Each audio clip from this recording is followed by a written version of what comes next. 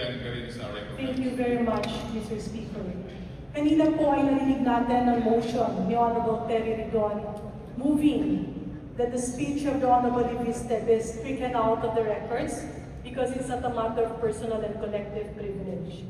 May I appeal to the Honorable Terry Ridon that this motion be instead amended to a motion to delete the statements made by the Honorable Liviste attributing to statements not being backed up by evidence. Specifically, the statements alleging that the campaign of Governor Recto and other members of the party were financed by another party list congressman, and all other allegations that cannot be backed up by documents and evidence. Mr. Speaker. Is there any objection? Mr. Speaker, may I give a response before a vote is made? Is there any objection? I object. There is a motion. I Is there any object. objection? I object.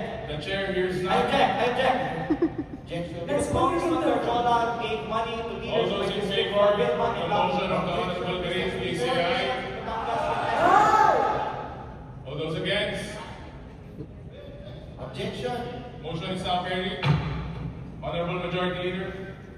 May I proceed with my interpellation, Mr. Speaker? Objection, Mr. Speaker. Majority Leader. Majority Leader. Privilege speech po yan. Bakit kailangan yan action? Evidence natin. Majority Leader. Mr. Speaker, session suspended. Session suspended. Para sa 2025 elections. Dahil ang panalo ni Vilma kay Mike Rivera ay 7+% lamang.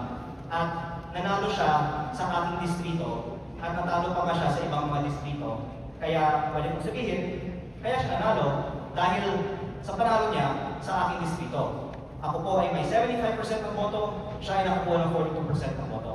Pero yung siguro relasyon namin ay naging fractured dahil baka feeling threatened.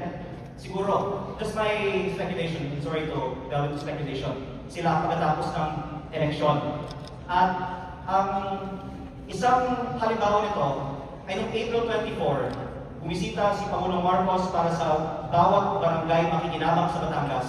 At may 84 barangays na hindi binigyan ng kanilang 200,000 pesos.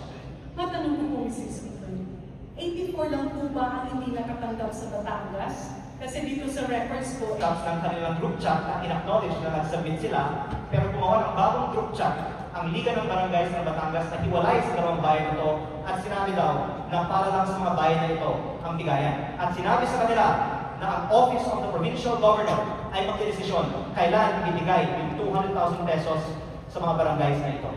balikan ko lang po yan, Mr. Speaker, distinguished colleague. Honorable Leandro Viste, ito bang 200,000